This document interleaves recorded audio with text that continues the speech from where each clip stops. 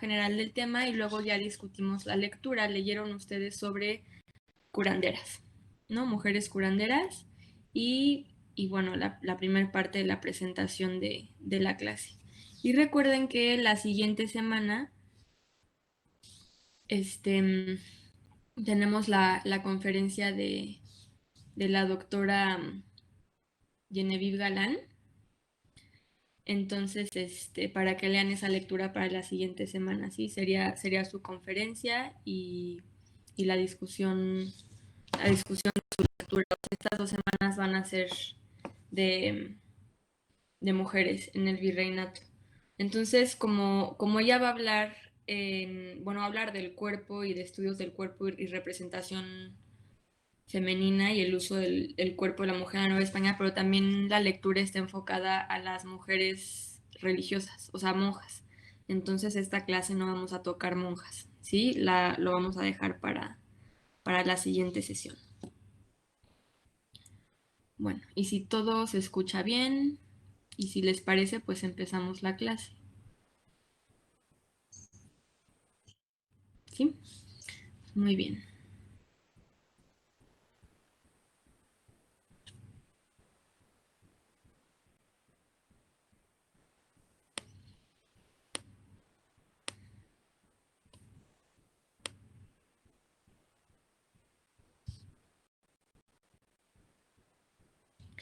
Listo, están viendo mi pantalla, ¿verdad?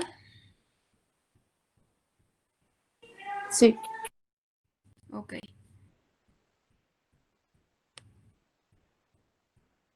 También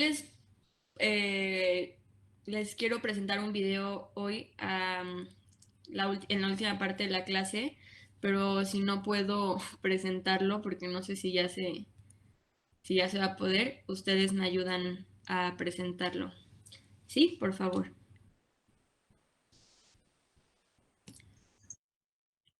Gracias. Pues bueno, vida femenina en la Nueva España. Esta clase va a ser general y luego ya vamos a ver algunas características específicas con la lectura que ustedes tuvieron. Vamos a abarcar desde el siglo XVI hasta el siglo XVIII, pero para el siglo XVIII vamos a dejar también un poco abierto el tema para discutirlo en la clase de ilustración.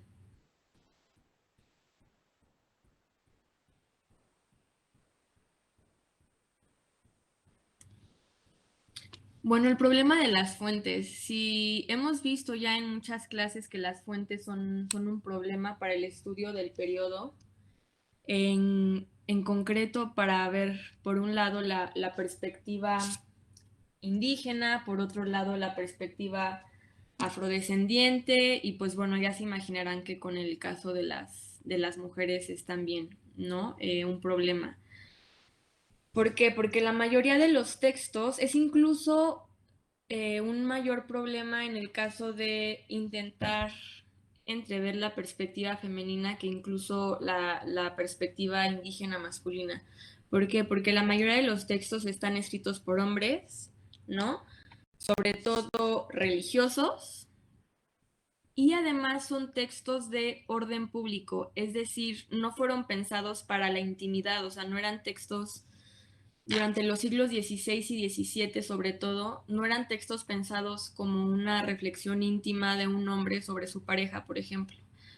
Eran textos en realidad de orden público, es decir, eran textos dedicados a normar el comportamiento de las mujeres o a describir de manera normativa cómo debía de ser este ideal de la mujer, ¿no? Este ideal de la mujer normado y desde una perspectiva masculina, y finalmente eran de carácter didáctico, o sea, estaban pensados como textos de tipo, no pedagógicos, porque no existía eso en la época, pero o sea, de tipo instructivo, o sea, textos que sirvieran para la vida en esta descripción ideal de cómo tenía que ser la mujer, para que la mujer fuera como esos textos, ¿sí me explico? O sea, como especies de manuales del deber ser femenino.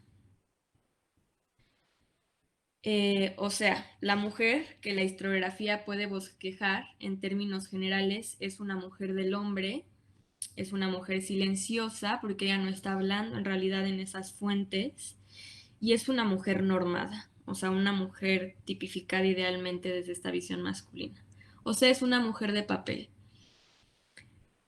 Ahora, eso no significa que no podamos decir nada de las mujeres del periodo, ¿no? Hay maneras diferentes de leer esas fuentes. Ustedes ya vieron cómo se pueden leer ciertas otras fuentes para ver el caso de la vida cotidiana de las curanderas. Eso si quieren lo conversamos cuando hablemos de la lectura. Y también cuando vean la lectura de Genevieve Galán para la siguiente clase se van a dar cuenta cómo se pueden ver ciertas prácticas a través de estos textos de tipo normativo escritos por religiosos. Y bueno,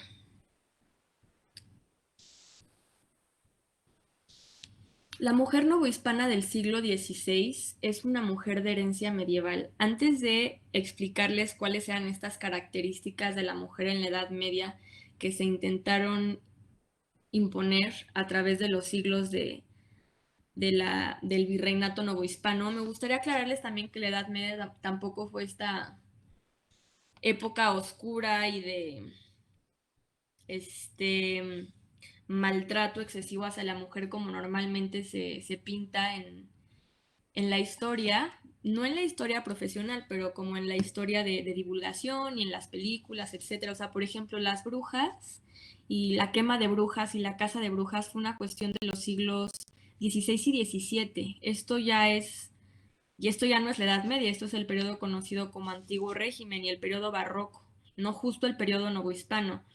La mujer en la Edad Media, de hecho, gozaba de bastantes libertades. Les recomiendo también leer mucho la historia de la sexualidad de Michel Foucault y ahí se ve cómo en realidad la sexualidad en la Edad Media era mucho más abierta y lúdica que, por ejemplo, ya en el Antiguo Régimen. Es justamente en el Antiguo Régimen cuando se empieza a intentar hacer esta normativa. Ya vimos la pirámide social, que nadie se podía salir de su cajón, que no se podían combinar sangres, que no se podía, ¿no? Etcétera, etcétera. Entonces, estos siglos XVI y XVII son estos siglos de alta normatividad y de un intento por aplicar ciertas medidas morales rigurosas a la sociedad, y la quema de brujas es de hecho de este periodo, no de la Edad Media.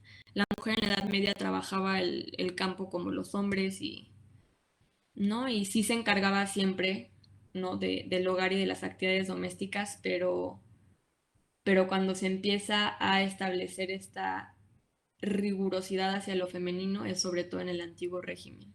De hecho, es solo hacia el final de la Edad Media y sobre todo en la época barroca que empiezan a existir monasterios femeninos, claustros femeninos, o sea, vida conventual femenina, ¿no? La vida conventual era puramente masculina en la Edad Media.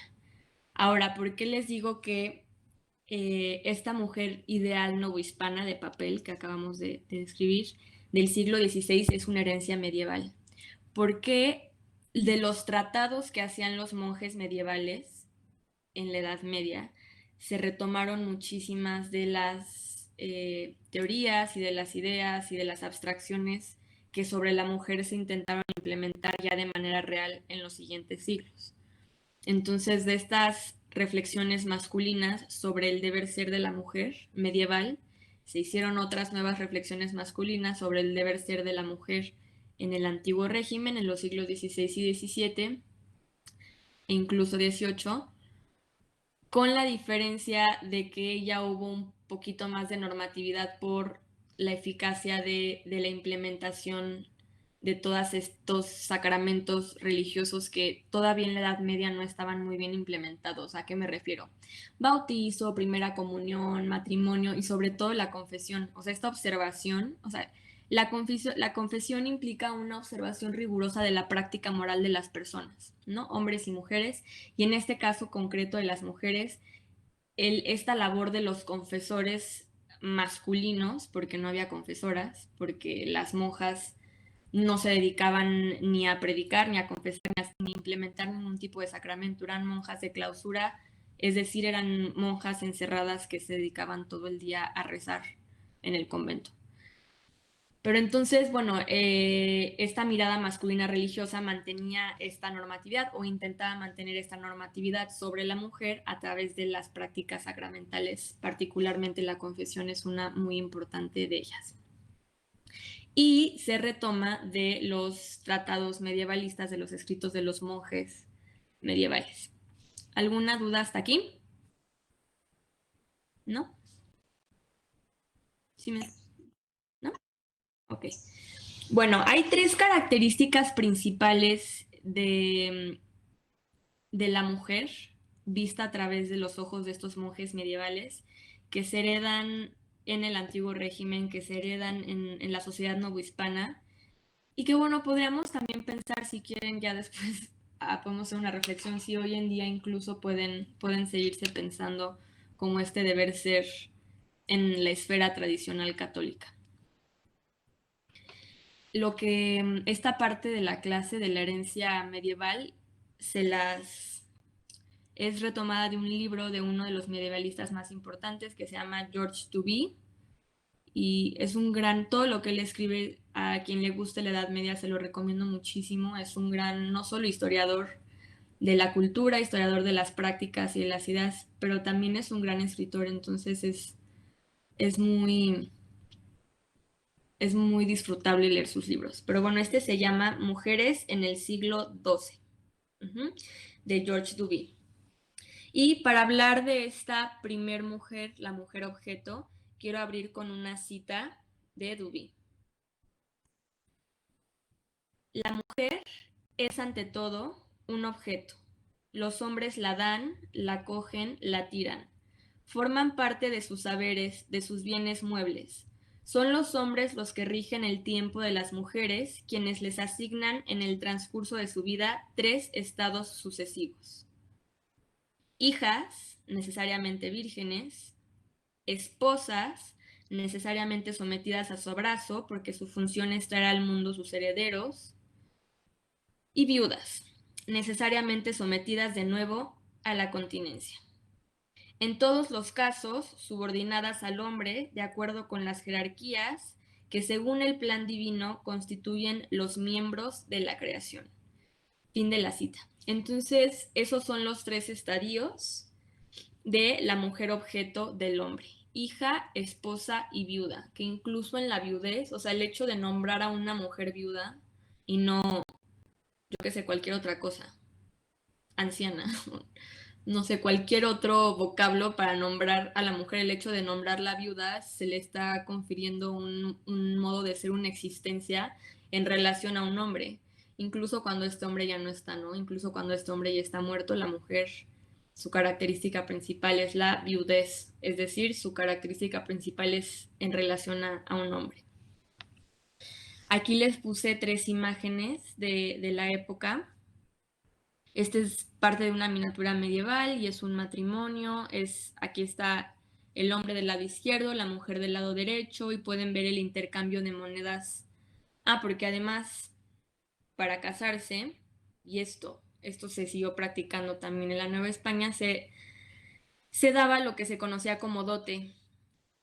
Aquí están viendo que está entregando la mujer al hombre unas monedas. Es decir, tú eras mayor objeto de deseo también no solo por tus características, que ahorita vamos a ver cuáles eran las virtudes que una mujer debía de tener, sino también por tu dote. Entonces la mujer le pagaba al hombre, la familia de la mujer le pagaba al hombre, podían ser casas, podían ser incluso haciendas, en los más altos niveles de la sociedad, en los más bajos podía ser 2 gallinas, ¿no? Pero siempre se le tenía que pagar al hombre por casarse con la mujer. Bueno, en los primeros años de vida vimos cómo la mujer se encuentra sometida a este primer hombre, ¿no? Que es su padre. Él se encarga de planificar su futuro y su estancia terrenal. Recuerden de nuevo que es esta sociedad muy religiosa. Entonces él es el encargado de velar por el presente y sobre todo por el futuro de la hija y su estancia en esta tierra. Y lo más importante de planificar ese futuro del padre, o sea, del padre planificando ese futuro de la hija, es conseguirle un buen marido, ¿no? O sea, asegurarle un buen matrimonio. Es decir, la tutela de nuevo a otro hombre que sería su futuro esposo.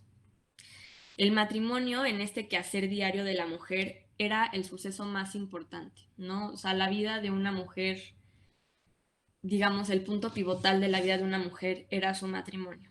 Su trabajo principal ya en esta segunda etapa de su vida era atender a su marido, ¿no? Él era su jefe y ella estaba sometido a él. Y esto parece que les está dando como un, yo qué sé, como un así discurso feminista, pero no, o sea, es que así era, ¿sí?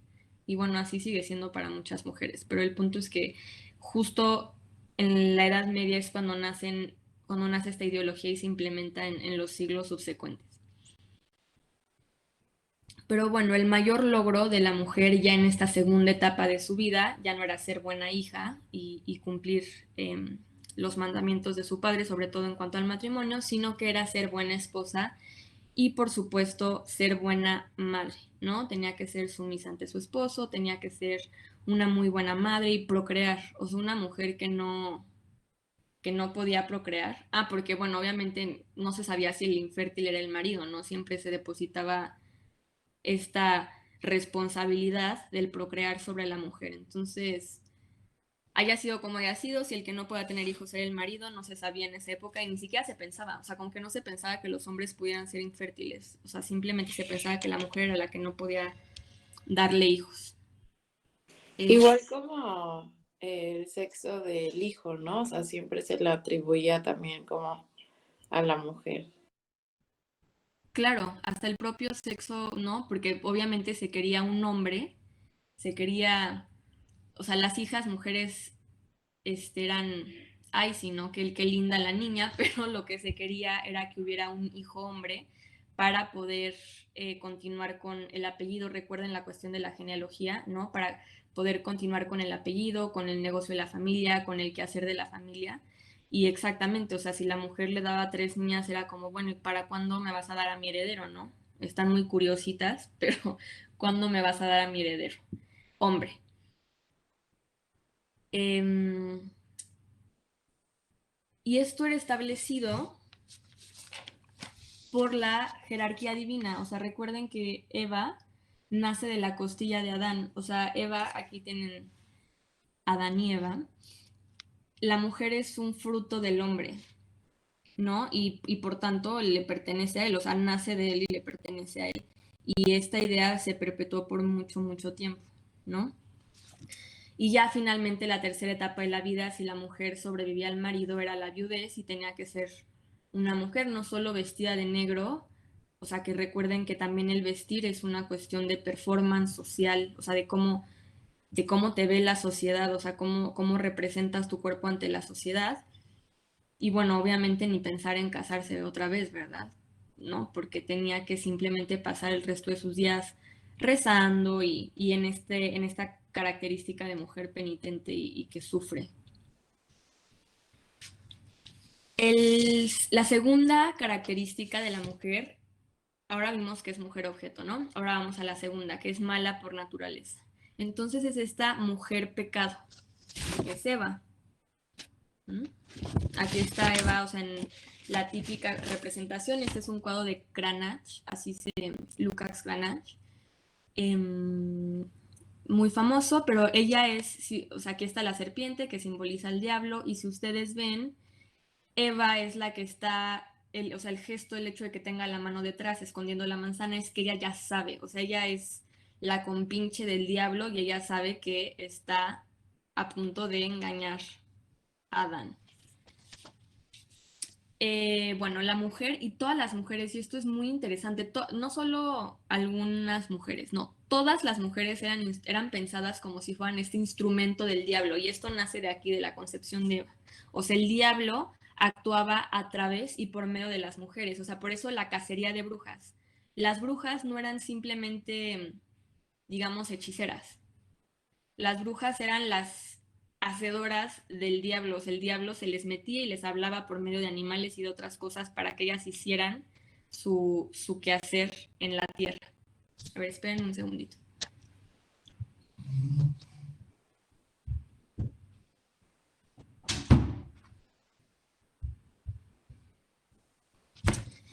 Ya, perdónenme. Entonces eran las mujeres, ¿no? Estas hacedoras del pecado, estas hacedoras de los deseos del el diablo. Dice Duby, y esta es una cita de Duby, que en ellas se encarna el peligro que procede de las mujeres, ese mal, ese fermento de pecado de que inevitablemente son portadoras todas las hijas de Eva, la parte maldita de la feminidad. La mujer era también eso, la fragilidad, una irreprimible inclinación a entregarse al placer. Y ese es el fin de la cita de Duby. Pero es justamente por esta fragilidad, por ella no ser entera en sí misma, haber nacido como una segunda de la costilla de un hombre, que ella se entrega a los deseos del diablo. No es porque, o sea, esta maldad que le sale no es por maldad en sí, sino por su fragilidad, por la fragilidad con la que nacen todas las mujeres, ¿no? Y es esta fragilidad la que las inclina al placer, a la lujuria, que recuerden que la lujuria era un pecado, ¿no? Uno de los pecados capitales.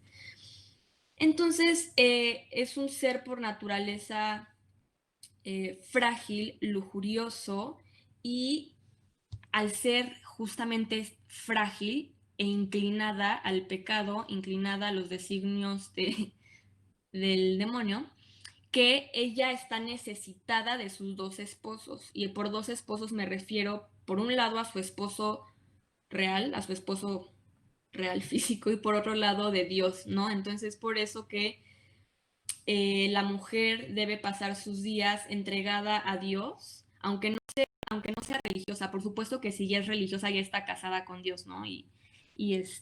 Ahorita vamos a hablar de ese tercer tipo de mujer.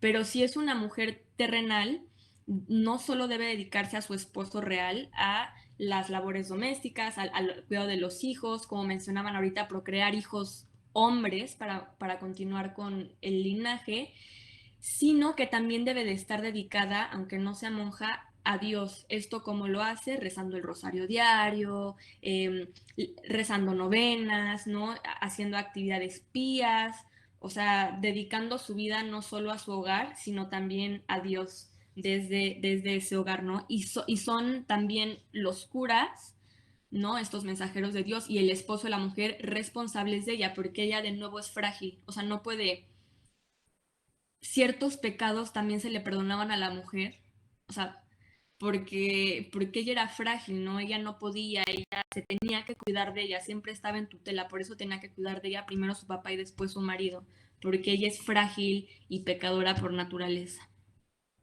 El hombre es el encargado de conducir a su esposa hacia el camino de Dios, ¿ok? Él es el intermediario, perdón, entre ella y el poder divino, es su guía y es el responsable de ella. También él tiene que responder. Si la mujer se salía de la norma ante algo en la sociedad, el esposo respondía por ella, ¿no? Ya si de plano era un pecado gravísimo, o se descubría, se pensaba que era bruja, pues ya se juzgaba ante un tribunal, pero si era algún tipo de cuestión de desliz, el esposo tenía que dar respuesta ante ello.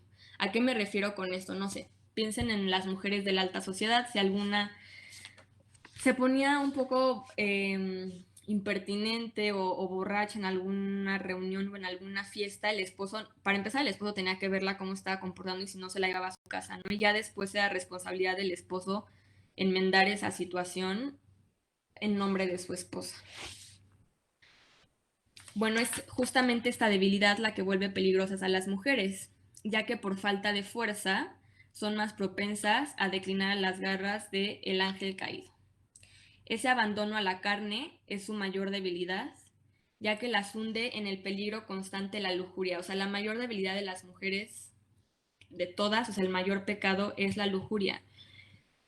Y este pecado es en realidad terrible, no porque la mujer se someta a sí misma ante los deseos de la carne, ¿no? Sino porque ella es la que incita a los hombres a pecar. O sea, por su culpa, si pasaba cualquier escándalo sexual, siempre era culpa de la mujer, siempre, ¿no? Si había alguna relación extramarital o cualquier escándalo sexual que se imaginen, era culpa de la mujer. O sea, incluso por eso la violación y la cultura de la violación que existe hasta la fecha, se puede también pensar en, o sea, en estos términos. O sea, el hombre que agarraba y raptaba y violaba a una mujer, pues era culpa de la mujer porque ella lo estaba provocando con su feminidad, con su lujuria natural.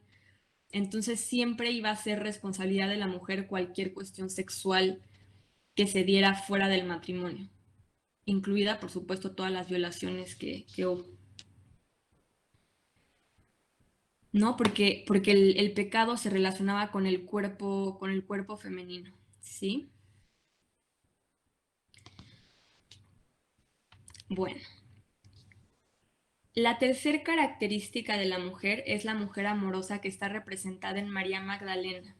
Acuérdense que María Magdalena, bueno, hay un debate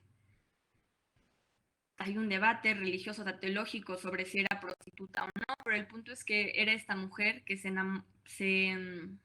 no se enamoró ni siquiera, como dicen, como, o sea, lo que dice la teología, o sea, no se enamora románticamente de Jesucristo, sino es esta mujer que ama a Jesús, pero en este sentido de amor teológico que el propio Jesucristo encarna, o sea, o sea, como este amor religioso y amor por la divinidad, o sea, no un amor romántico ni sexual. Entonces es esta mujer, o sea, esta mujer representa y representó desde la Edad Media en la teología a la máxima mujer, porque es la mujer de Dios y es el modelo a seguir, o sea, es esta mujer que justamente renuncia a la vida terrenal, es esta mujer que justamente renuncia a sus flaquezas de la carne, que renuncia a la lujuria, que renuncia a su condición frágil y de pecado carnal y que se dedica simplemente al amor, pero este amor, les repito, este amor religioso, este amor a Dios.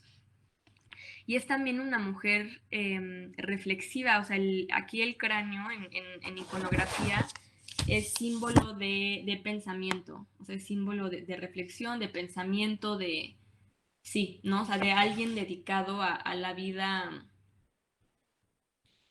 de apartarse y de entregarse al pensamiento, y en este momento esa vida es la religiosa, o sea, es esta mujer enclaustrada y esta mujer que se aparta de la sociedad y se dedica simplemente a amar a Jesús. Entonces este es el máximo modelo a seguir, ¿no? Porque esa fragilidad de la mujer, o sea, esa flaqueza que la llevaba a pecar, también podía irse al otro extremo, o sea, al extremo del amor, al extremo de la fragilidad de saber entregarse a alguien más que no es ella misma. Entonces el máximo modelo a seguir es esa mujer que ya no se cuida así y no se entrega a sí misma, sino que se desata de todas las posesiones materiales y se dedica a amar. Se dedica a amar como Magdalena amó a Cristo. Acuérdense que María Magdalena primero tiene un exilio, como estos eremitas, estos padres del desierto que se iban al desierto a estar solos, a pensar, y luego empieza a hacer prédica apostólica como Cristo, como los apóstoles, solo que casi no se habla de esto, pero María Magdalena también hizo prédica apostólica, al igual que los apóstoles hombres, ¿no? Ella renuncia así, o sea, imagínense, la mujer ideal es aquella que renuncia a su feminidad, o sea, es aquella que se hace hombre, o sea, se hace hombre, se dedica a amar a Dios y a predicar la palabra de Dios, porque si les estoy diciendo que la característica de la feminidad es la fragilidad y que por tanto esa fragilidad las hace estar siempre en tutela del hombre, es esa fragilidad de la carnalidad y de la lujuria, justamente aquella mujer ideal es la que renuncia a ser mujer. ¿Mm? María Magdalena fue modelo a seguir, no solo de las mujeres, sino de los hombres, porque fue este gran modelo monástico de aquella que se retira y se dedica solo a Dios. Y fue, sí, o sea, un modelo no solo para mujeres, sino para hombres. ¿Alguna duda hasta aquí o comentario? No, todo bien. Okay. Ahora vámonos ya a la Nueva España. Todo, o sea, estas características de la mujer objeto, la mujer pecadora y lujuriosa, particularmente recuerden que el pecado no era gula, o sea, el pecado asociado con la mujer a la lujuria, particularmente, y la mujer monástica, la mujer amorosa, son las tres características, o sea, las tres mayores características de la mujer que se aplican a la Nueva España también, o sea, todos los frailes que vinieron a la Nueva España tienen esta mentalidad sobre la mujer, y al ser los frailes aquellos que moldean el comportamiento social, fueron ellos los encargados también de intentar moldear esas actitudes femeninas.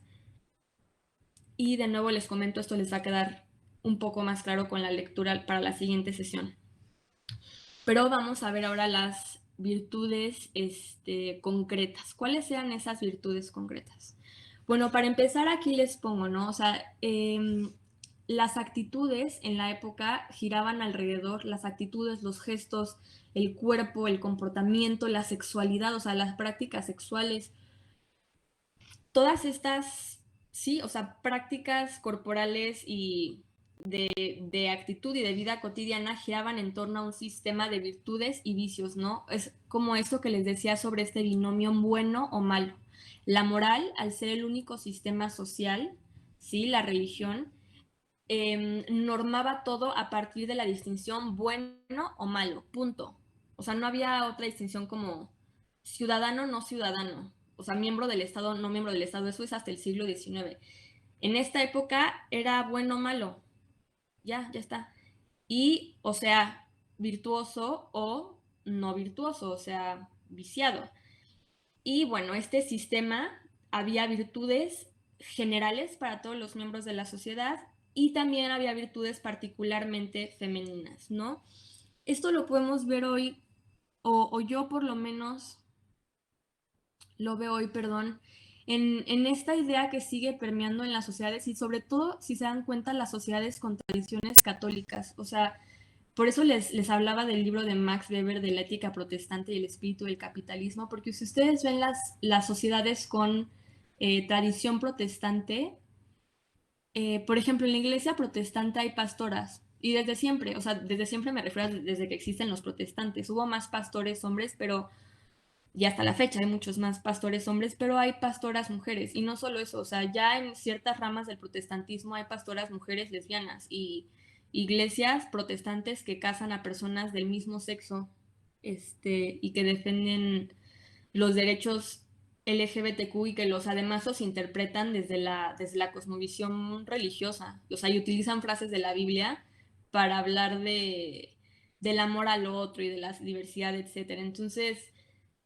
en las sociedades con tradición católica sí se ve esta herencia del sistema de virtudes y vicios que sigue clasificando a las mujeres como o sea, como santas o como putas, ¿no? Entonces está o luego esta frase que usan de, sí, no, es una buena niña, o no, es que no, esa es una golfa. Entonces, o sea, seguir clasificando a las mujeres así, o sea, como santas o como prostitutas, es herencia de esta tradición católica. Entonces tenemos por un lado a la mujer piadosa, discreta, diligente, o sea, que hacía las cosas modosita, o sea, esta idea también de que las mujeres, las niñas, en la primera son las que toman buenos apuntes y que los apuntes de los niños son sucios, ¿por qué no? Pero se siguen perpetuando como estos estereotipos de lo femenino. Entonces es diligente y es sumisa y esa es la que está más cerca de Dios, o sea, más cerca de la santidad femenina.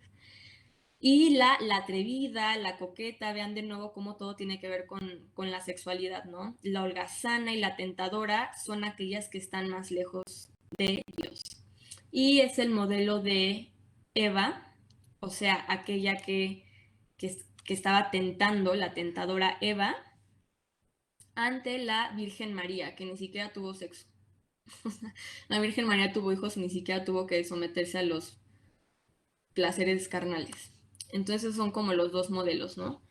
Y los predicadores, o sea, los frailes dedicados a predicar la palabra del Señor, acuérdense que vamos a hablar de la predicación en una clase, pero, o sea, estaban dedicados a, mediante la herramienta retórica del amplificatio, que es un tipo de figura retórica, en español se dice amplificación, pero siempre se menciona el latín, ¿no? Para recordar que es una figura retórica del amplificatio, se encargaban de acrecentar todas estas virtudes y todos estos vicios.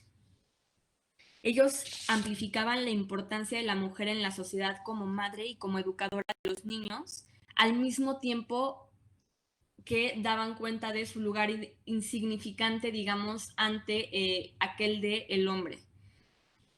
Lo mismo sucedía con los mendigos, por ejemplo, o los esclavos.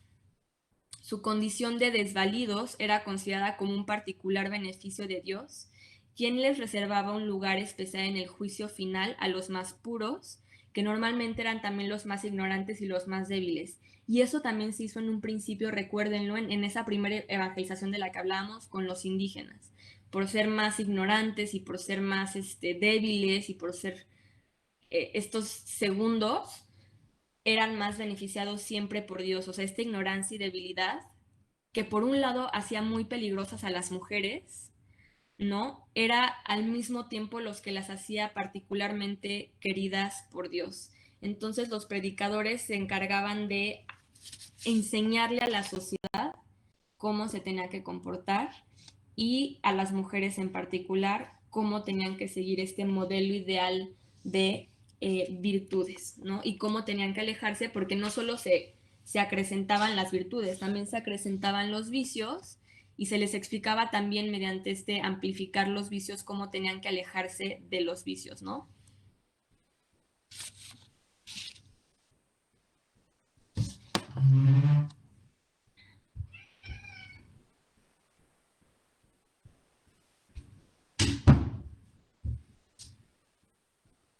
Discúlpenme. Bueno, entonces, ¿cuáles eran estas virtudes más importantes?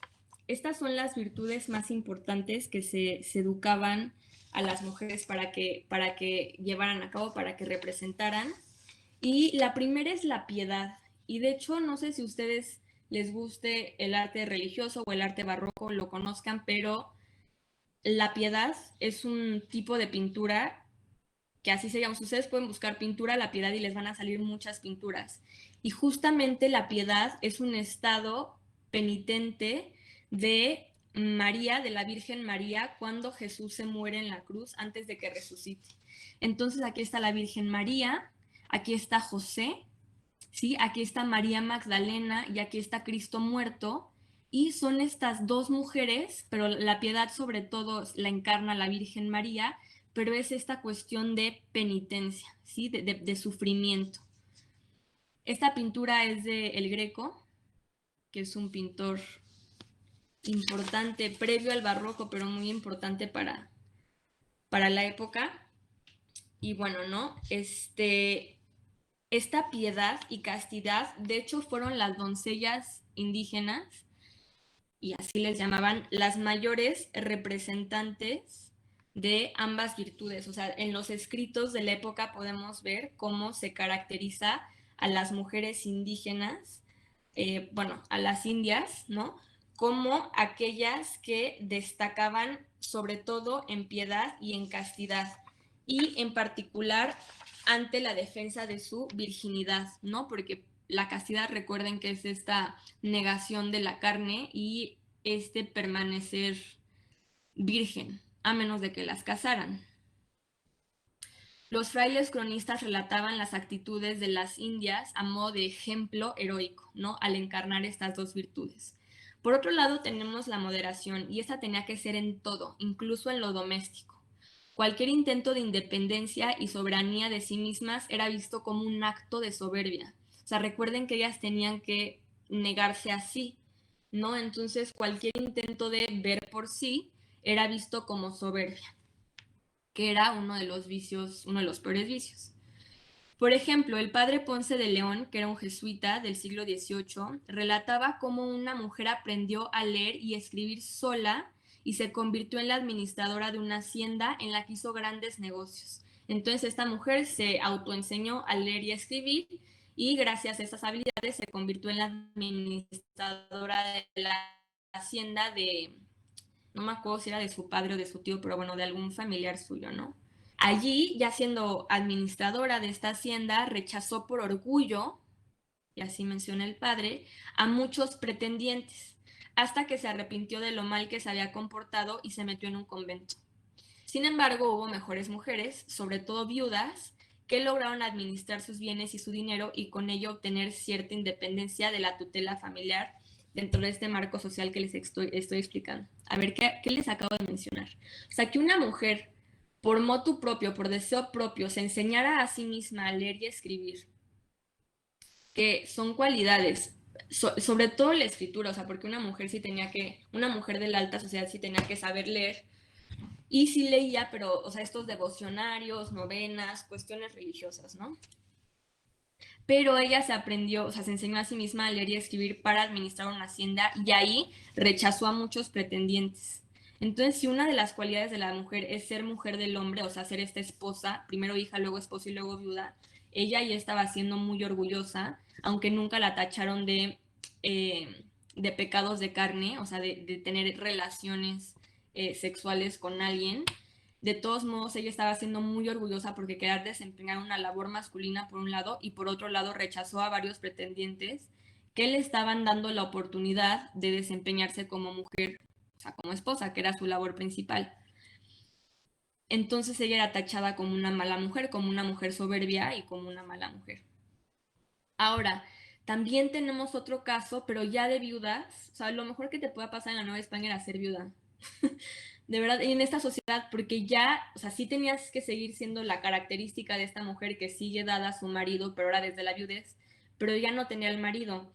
Y ahora se encargaba, ahora sí, como mujer, se podía encargar de los negocios familiares en caso de tenerlos, pero como, o sea, porque ella era viuda y tenía ese derecho y tenía que asegurar que sus hijos, si los tenían, tuvieran ese patrimonio, ¿no? Y si era una mujer viuda que nunca tuvo hijos, pues tenía que ese dinero administrarlo y luego regalárselo a alguna cofradía o alguna cosa religiosa, ¿no?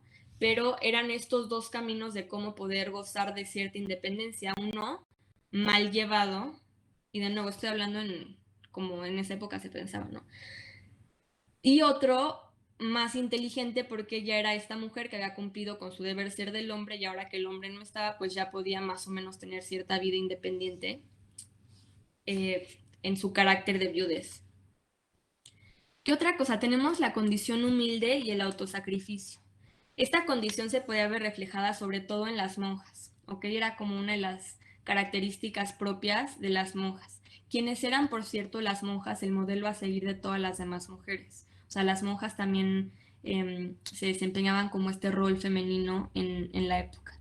Por ejemplo, Salvadora de los Santos, que era una carmelita descalza, trabajaba y pedía limosnas para sustentar a sus hermanas religiosas y se mortificaba con cilicios, ayunos y penitencias, ¿no? Entonces era trabajadora, pero trabajaba para sus hermanas, quienes a su vez trabajaban para Dios. Entonces no estaba trabajando por soberbia, estaba trabajando por amor a Dios, ¿no? Y además torturaba a su cuerpo.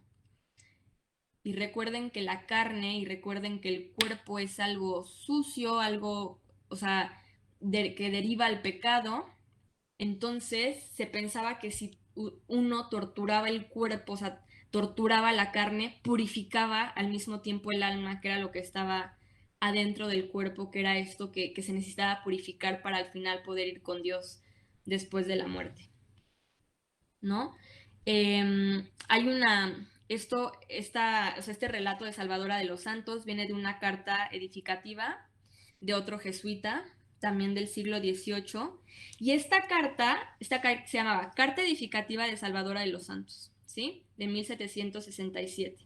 Esta carta se utilizaba en las escuelas para niñas, por ejemplo, el Colegio de Vizcaínas, que fue esta primera institución solo para niñas, y que ya no necesitaban necesariamente ser religiosas. Entonces las niñas, ya esto en el siglo XVIII, ya corresponde esto a un tipo de mentalidad ilustrada, pero podían ir al colegio de Vizcaínas para recibir educación. Y esta carta se utilizaba como lectura en las clases, como lectura pedagógica. Entonces les enseñaban a esta heroína, a esta madre salvadora de los Santos, que trabajaba para sus hermanas, no trabajaba para sí misma, no era orgullosa y además torturaba su carne para poder purificar su alma. Luego tenemos la fidelidad al marido, ¿no? Para aquellas casadas, aunque éste estuviera ausente por viajes comerciales o por cualquier otro tipo de negocio. Y de nuevo tenemos aquí la cuestión que tiene que ver con la carne, que tiene que ver con la sexualidad, la mujer tenía que proteger a toda costa su castidad si su marido estaba ausente. El margen de edad para contraer matrimonio en esa época eran los 18 y los 20 años, o sea, entre los 18 y los 20 años en las zonas urbanas y los 16 y los 18 en las zonas rurales. Pero sí, si el marido se iba y ahí tenía algún otro pretendiente, como recuerden, las mujeres son este imán y magneto de la lujuria, ella tenía que a toda costa proteger su castidad, ¿no? Proteger el no ser objeto sexual de los hombres, porque si la violaban o le hacían cualquier cosa, acuérdense que era su culpa. Y finalmente tenemos la paciencia ante el marido, y esto aparece mucho en los manuales de los confesores de mujeres. Entonces, una de las cosas que todo el tiempo los confesores estaban reflexionando en estos manuales para otros confesores era sobre inculcar la paciencia a las mujeres, incluso si sus maridos eran insufribles, ¿no? Ellos les decían que iba a llegar el día, o sea, que cuando ellas les contaban, por ejemplo, barbaridades que hacían los maridos, los predicadores, en lugar de decirles, no, pues déjalo, te está golpeando, no, ¿verdad? Entonces lo que les decían los predicadores era paciencia, aguanta y recuerda que va a llegar el día del juicio final, donde todo va a ser puesto por una balanza por Dios. Entonces la manera en la que estos confesores consolaban a las mujeres era diciéndoles que si ellas eran pacientes, si ellas se mantenían virtuosas, aunque sus maridos fueran malos con ellas, de todos modos el día del juicio final Dios iba a saber lo que hicieron esos maridos y los iba a mandar al infierno eterno. Un predicador del siglo XVII dice, y esta es una cita textual, dice, o sea, les decía a las mujeres que Dios le iba a decir a los maridos injustos, y así los nombraba. Y esa es una cita. Ven acá, perro traidor, pensabas que porque tu mujer no podía tomar una espada ni un palo contra ti, no había de haber quien vengase sus agravios. Y ese es el fin de la cita. Entonces, no, por supuesto que el divorcio no. El divorcio no, y el dejar al marido no, y nada de estas cosas. Simplemente el aguantar con la esperanza de que el día del juicio final Dios iba a castigar a todos estos hombres necios, hombres injustos, hombres necios, como los mencionaba Sor Juana, ¿no?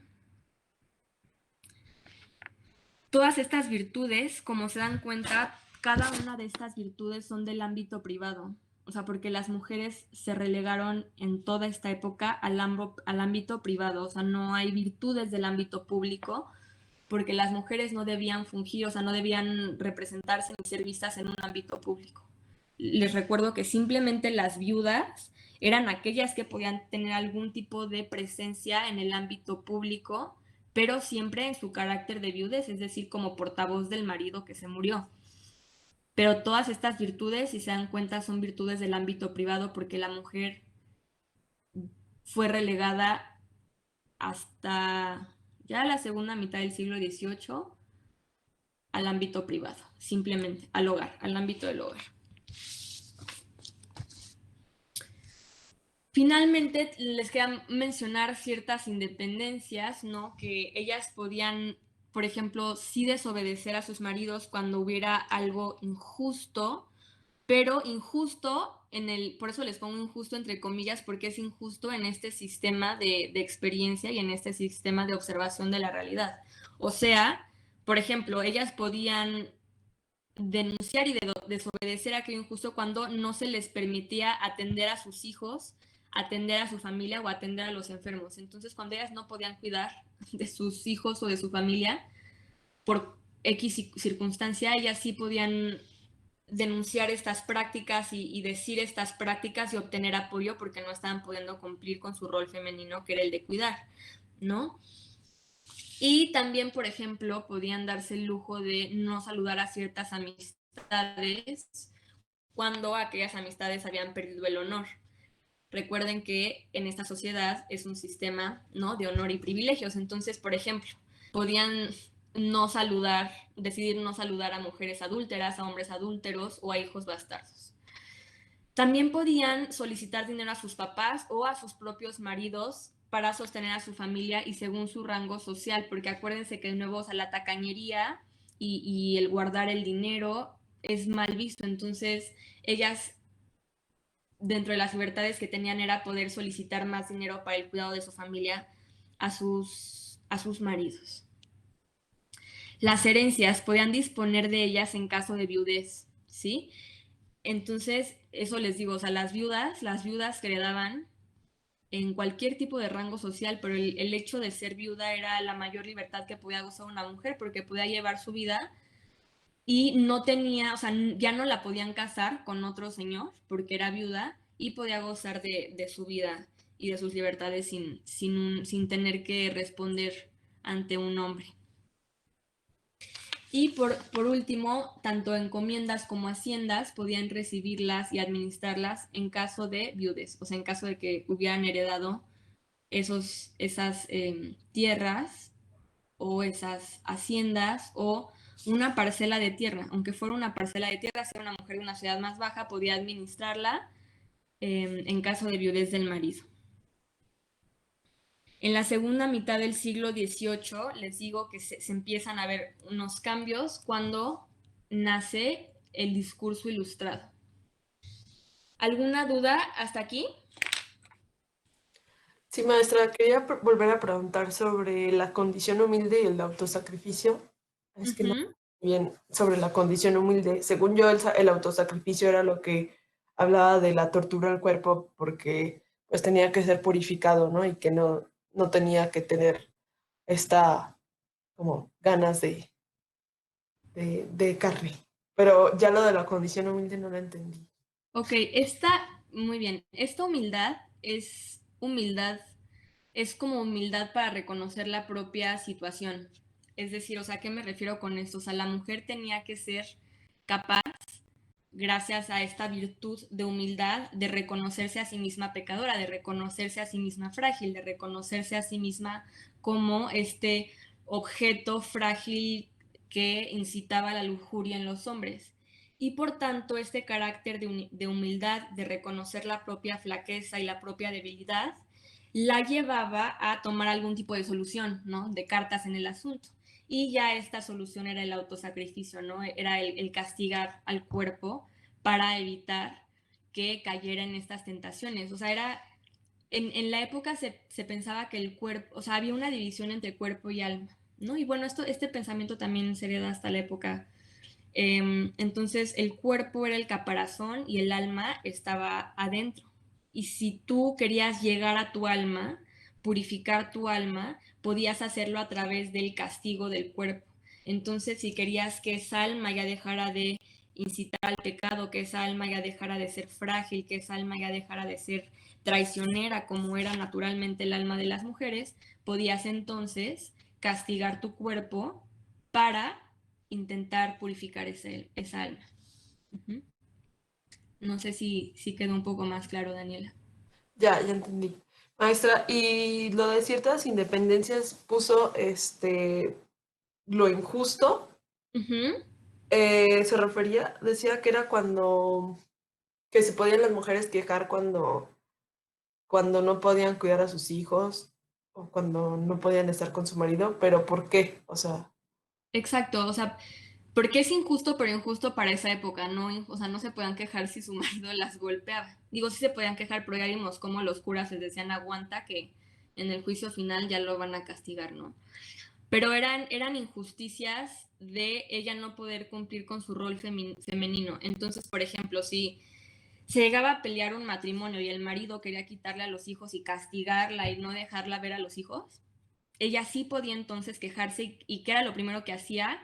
Acuérdense que era una mujer, nadie la iba a escuchar, entonces iba con el papá o con el tío o con el hermano, con algún otro hombre para que él hablara por ella. Entonces, no, pues es que me quitaban a mis hijos y mi esposo no me deja ver a mis hijos y entonces ese hombre ya se arreglaba con el esposo y si no incluso con algún tribunal para que él le permitieran a ella ver a sus hijos.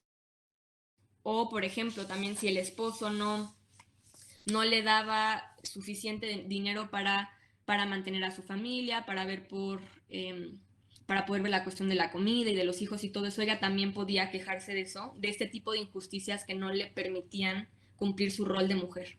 ¿Mm? A ver. Ok, sí, gracias. ¿No? De que lo de la moderación también aplicaba hacia lo religioso, la moderación en el ámbito religioso, sí, claro. La siguiente clase, de nuevo, la lectura es específicamente de las mujeres en el ámbito religioso y vamos a ver la moderación aquí, pero es en todos los ámbitos, por supuesto también en el religioso. O sea, la mujer tenía que ser modosita, moderada, nunca irse a ninguno de los excesos porque esos excesos llevan al pecado. Entonces tenía que ser recatada, no hablar. O sea, una mujer, por ejemplo, que en situaciones, la callada, la que no habla, la que modera todo su cuerpo y toda su actitud es aquella que es más deseada por la sociedad y más virtuosa, ¿no? Y en el ámbito religioso la moderación es una de las virtudes más importantes y tiene sus propias características, pero sí es definitivamente uno de los modelos de virtud más importantes en el ámbito religioso. Lo vamos a ver con más detalle en la siguiente clase, pero sí. ¿Alguna otra duda? ¿No? Bueno. Quiero insistir ahora con lo de las fuentes. Sí. No me voy a detener. ¿Sí?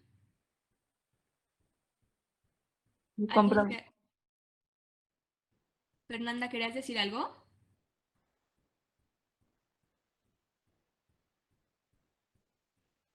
¿Fer?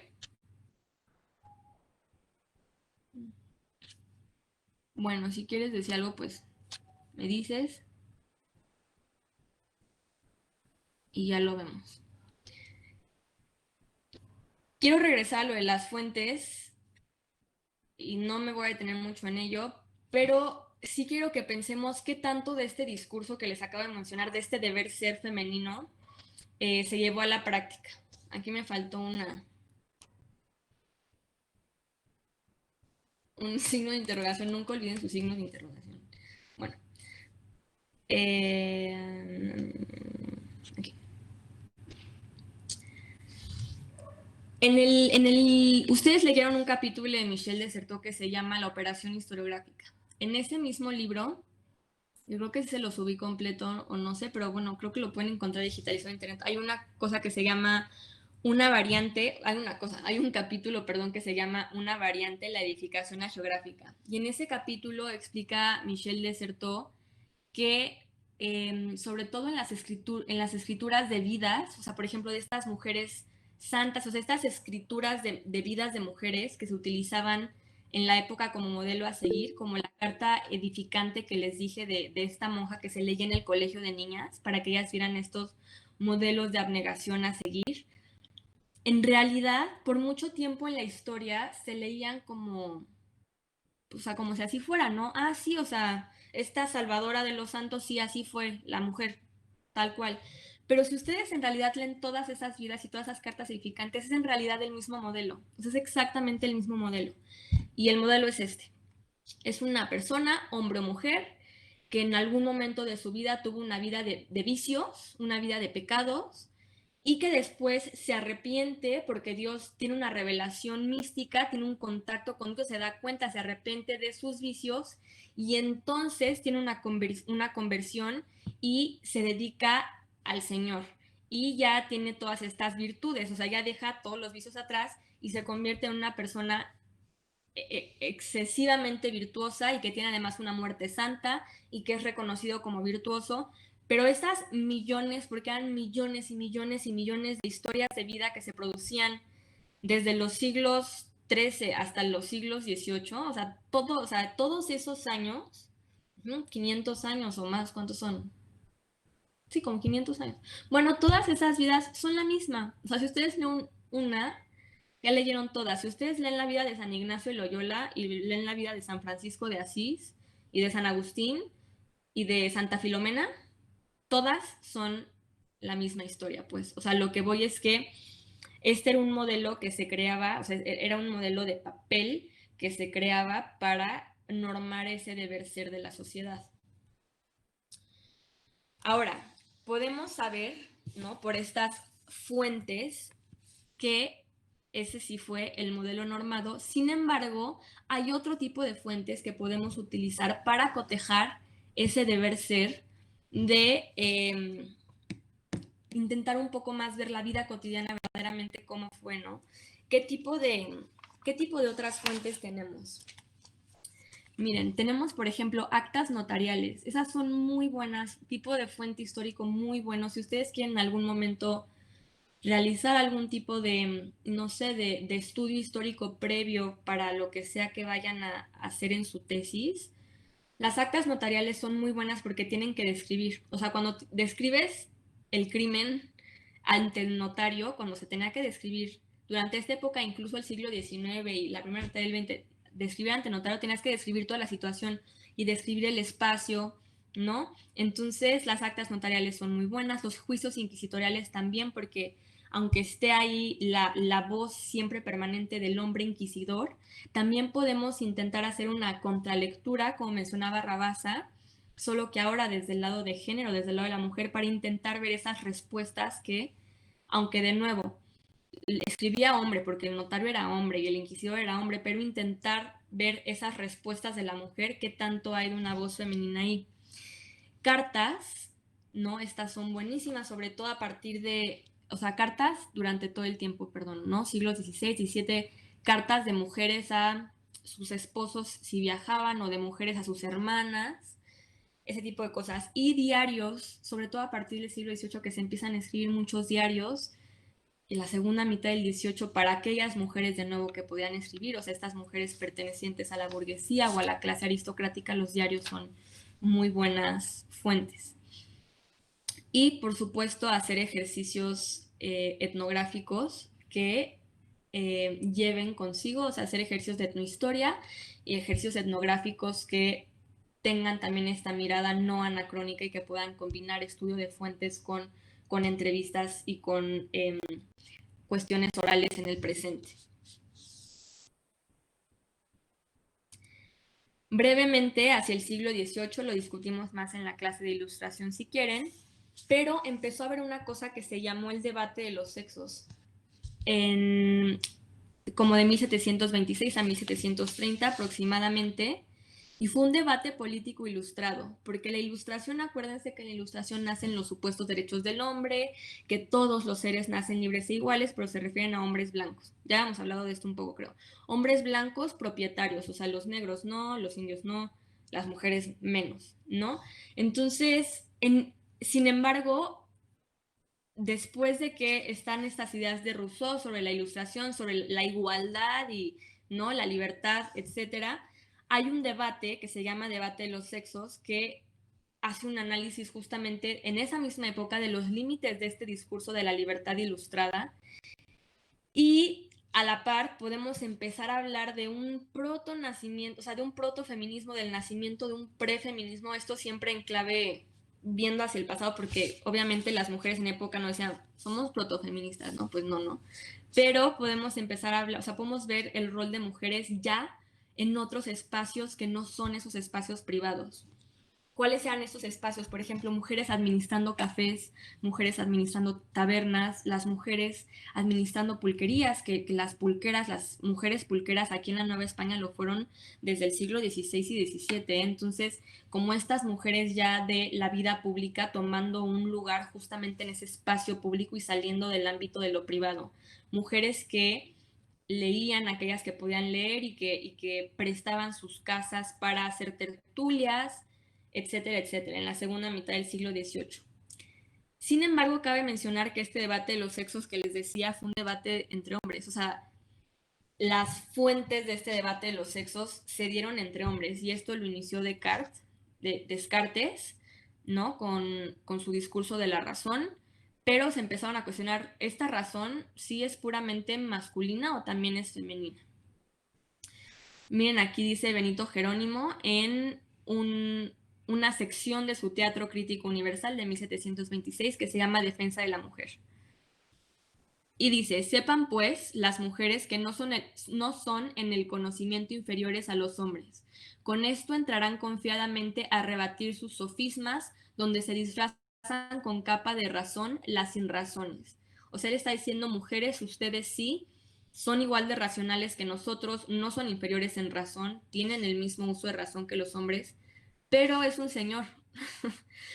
Es Benito Jerónimo Feijó y todo este debate de los sexos se da entre hombres, que están discutiendo si efectivamente la mujer, o sea, estos mismos hombres que siglos atrás decían que la mujer era inferior porque nació de la costilla, porque tenía fragilidad, etcétera, etcétera, ahora se rebatían en el siglo XVIII si la mujer era efectivamente inferior y efectivamente más frágil o si era igual al hombre en razón.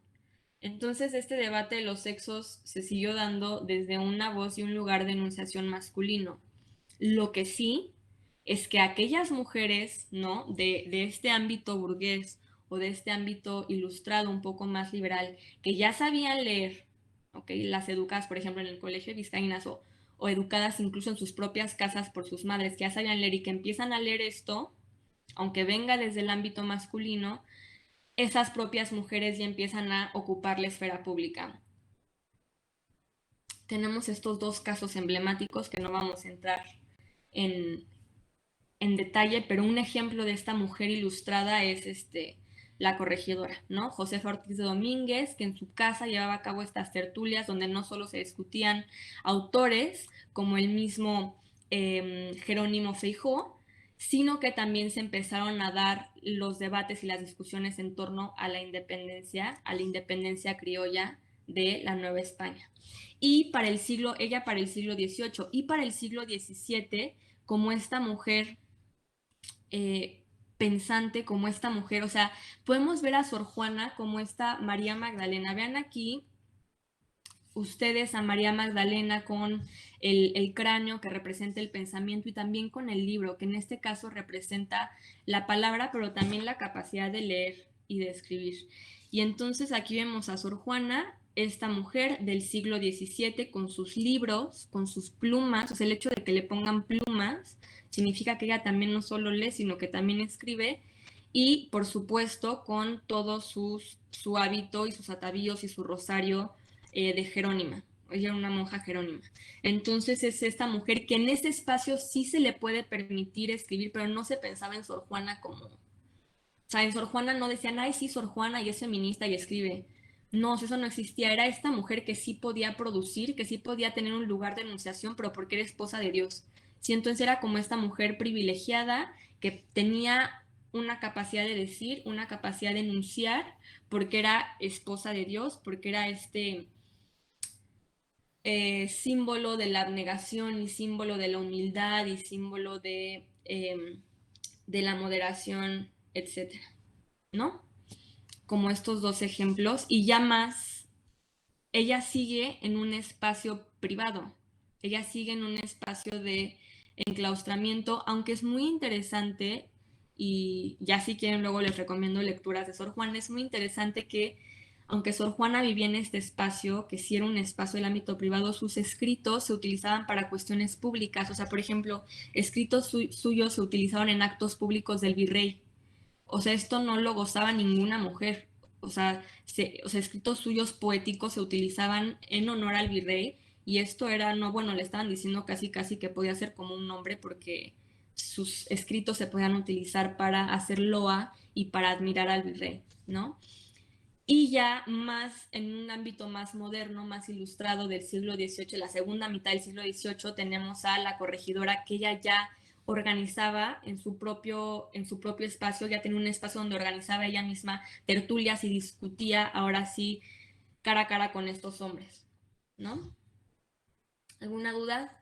Maestra, dijo que Sor Juana era una monja, ¿qué? Jerónima. Jerónima. Ujú. ¿Alguna otra duda? ¿No? No, Bueno. Y ya para acabar, ¿no? Muy bien. Maestra, Sí. perdón. Esto que nombra de Sor Juana, entonces era pues esta mujer, como usted dice, era pues como esposa de Dios, ¿no?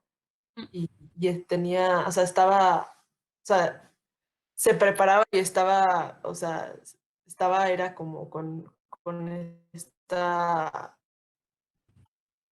que nos ha estado comentando, con esta cosa de ser mujer que está, pues que escribe y lee, pero que escribe y lee para Dios y solo está para eso, ¿no? Y está enclaustrada en esa Exacto. figura.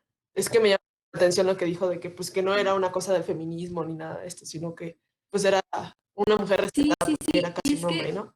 Que tenía el derecho de hacer eso y que obviamente no podía hacer nada más y no hacía nada más. exacto. Y sí es importante que lo digas, Daniela, porque hay muchos estudios, sobre todo desde la literatura, que por supuesto no tienen que tener rigor histórico porque se hacen desde otro ámbito, pero sí hay estudios que se hacen desde la teoría feminista sobre los escritos de Sor Juana, pero desde el ámbito de la literatura. Y nosotros podemos agarrar a Platón si queremos, ¿no? Y hacer estudios de Platón desde cualquier otro ámbito, ¿no? O sea, descontextualizar a Platón o descontextualizar a Sor Juana y analizar simplemente lo que dejaron. Y es igualmente válido, pero desde el punto de vista histórico, por un lado tenemos a Sor Juana justamente como este modelo de abnegación y como esta mujer que sí podía leer y sí podía escribir, pero porque sus escritos estaban dirigidos hacia Dios, hacia el amor a Dios. Tenemos, por ejemplo, a Santa Teresa, eh, Santa Teresa, esta mujer mística que también escribió, si ustedes leen a Santa Teresa hoy en día es una cosa bellísima, como si leen a Sor Juana,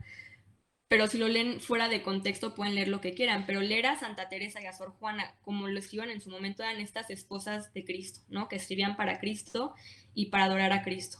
Ahora bien, Sor Juana sí gozó de ciertos privilegios, como lo que les mencionaba del virrey, y otro tipo de cosas, escribía cartas con personas, ella era una mujer rica. Para tú entrar a un convento tenías que ser una mujer rica, ¿no? No podían entrar al convento las mujeres pobres porque así como cuando se casaban tenían que dar dinero, igual para entrar a un convento tenían que dar dinero y con ese dinero además se mantenían a sí mismas, incluso tenían esclavas adentro del convento y eran estas mujeres de mucho dinero. Entonces, Sor Juana también por otro lado sí fue una excepción. ¿Por qué? Porque sí gozó de ciertos privilegios que estaban destinados al ámbito masculino por sus dotes literarias. Entonces sí podemos hablar de una excepción de ella. ¿Por qué? Porque sí podía escribirse cartas con ciertas personas de la alcurnia, que sus poemas fueran utilizados en actos públicos. Esto sí era una súper excepción porque solo se utilizaban poemas de hombres para hacer, por ejemplo, la llegada del nuevo virrey a la Nueva España. Se hacía toda una fiesta porque llegó el nuevo virrey. Y normalmente se leía algún poema, pero siempre eran de hombres, de escritores respetados hombres. Y sí se leyeron poemas de Sor Juana en este tipo de aspectos porque empezó a gozar de privilegios debido al honor que alcanzó con su literatura. Entonces sí podemos hablar de una excepción en su figura sobre ciertos privilegios que gozó por su pluma, su capacidad literaria, ¿no? Pero en general, de nuevo, estos privilegios los pudo gozar y se le permitieron porque era una monja y porque lo que escribía era religioso al final de cuentas y escribía para mayor gloria de Dios.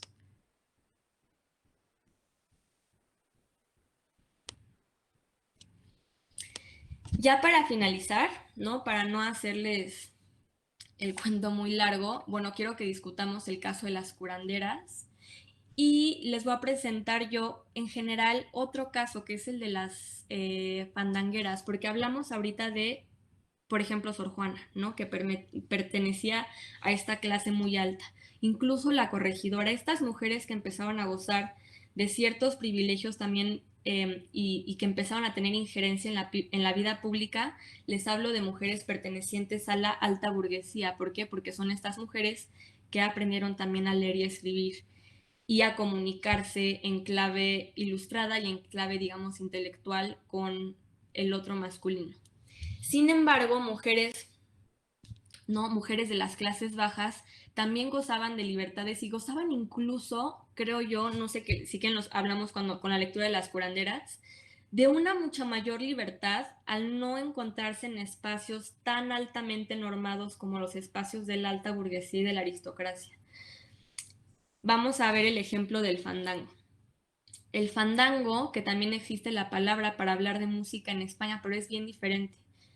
Luego busquen ustedes un fandango, es más como ¿cómo se llama? Como un tipo de música flamenca, un fandango, lo que se conoce como fandango en España, y en esa misma época, porque son de la época, tanto el fandango novohispano como el fandango español, pero son bien diferentes, aunque se use la misma palabra. Entonces, el que se dio en la península ibérica era más esto, como un tipo de,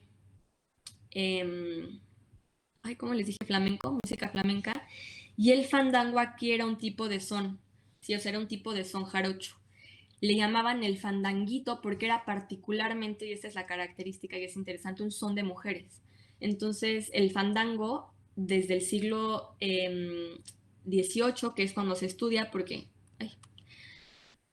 ahí se encuentran escritos sobre el tema, desde el siglo XVIII tiene el mismo patrón rítmico que el fandango que ustedes pueden escuchar hoy en día, ¿no? Ya sea que lo escuchen en Veracruz o lo escuchen en Oaxaca. Y eran versos para echar bombas. Entonces acuérdense que la bomba, o sea, es este tipo de verso, de ocurrencia que nace en el momento, pero que tiene al final un chiste o algo jocoso, una broma. Y echaban las bombas los hombres contra las mujeres en el fandango. Entonces, no solo las que tocaban, no solo eran mujeres, las que bailaban eran mujeres, pero también los hombres podían participar echando bombas para las mujeres, pero no podían bailar.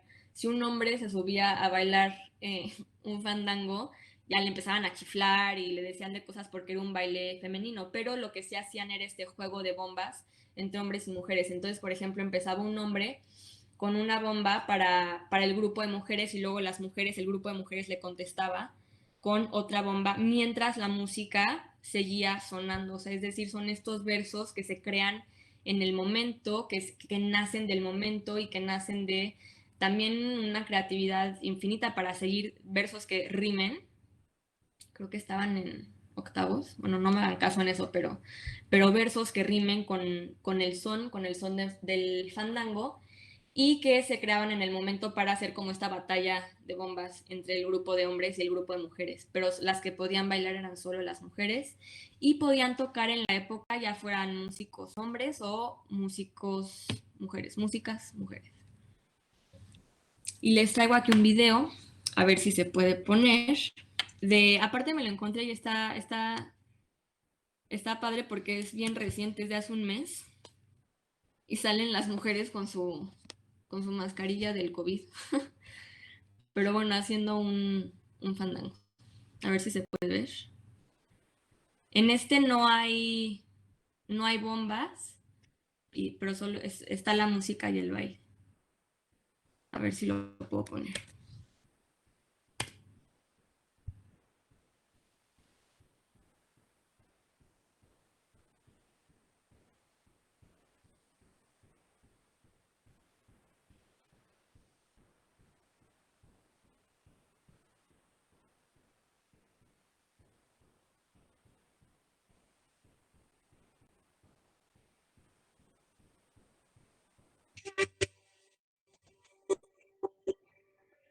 ¿Escuchan? Sí, aunque Ah, sí. Ah, bueno, qué bueno que ya se pudo. Entonces es un grupo de mujeres mije. Y les digo que esto fue muy reciente, creo que es en octubre.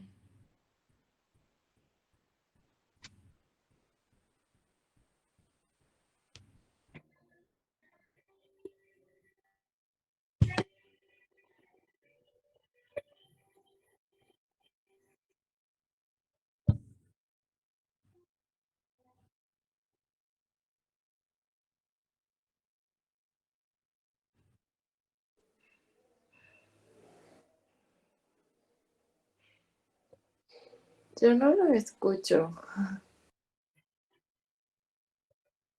No, no se escucha. Es que al ¿No? principio sí se estaba escuchando, no sé si tenga que subir el volumen como de la compu. Qué raro. Pues es que ya está a tope. A ver, díganme si lo escuchan ahorita. ¿Lo No, escucharon? no.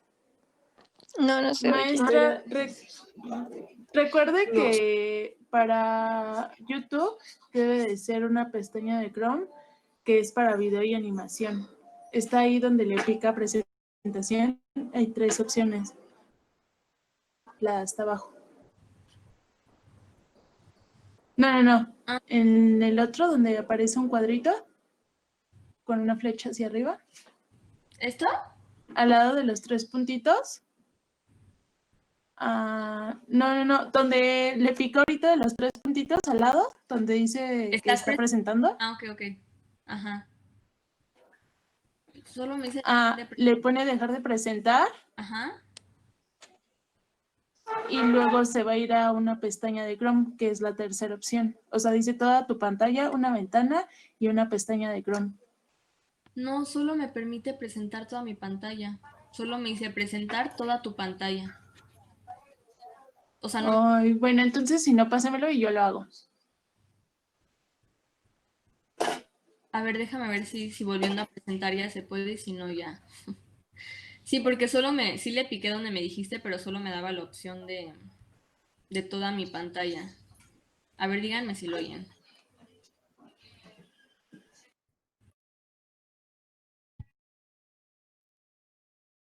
¿Se escuchó? No. No. Ay, ayúdenme por favor entonces, perdón, les voy a pasar el link.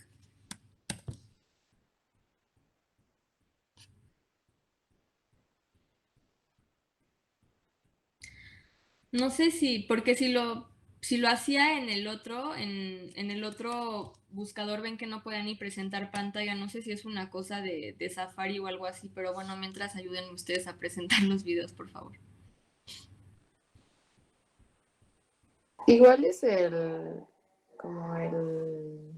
la aplicación que está buscando, que está usando del buscador. Igual si lo intenta con Chrome después, sí se puede. Sí, lo voy a intentar con Chrome.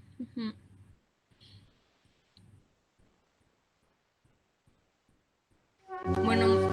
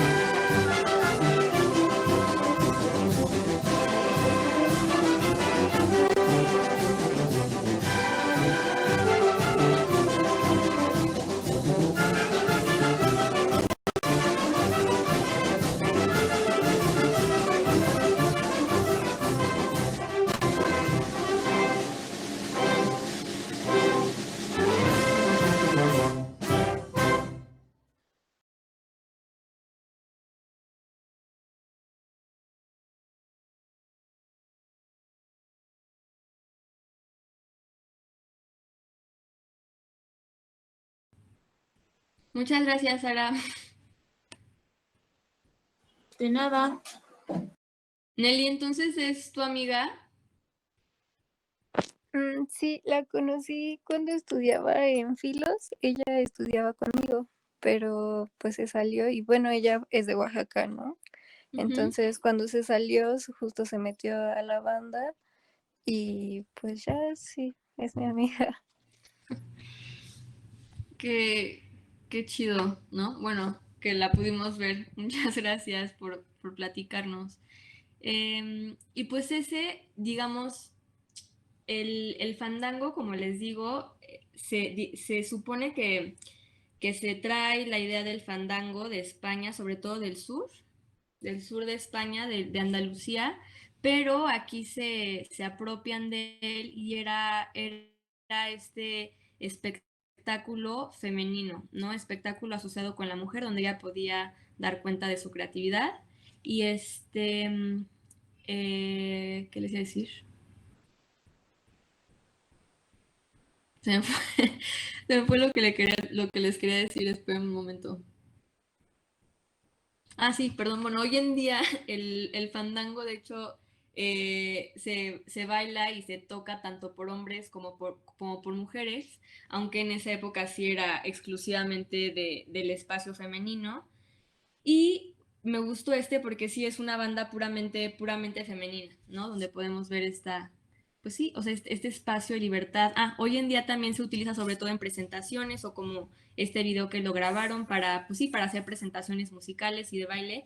Y en la época sí tenía más que ver con fiestas, se hacía sobre todo en la fiesta de la Candelaria, o sea, con estas fiestas religiosas o patronales, se hacían los fandangos para dar celebración a los santos o a la Virgen de la Candelaria en particular.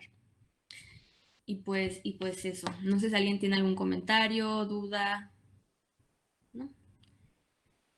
Pues bueno, no, todo bien. Pues bueno, nos Ah, vamos.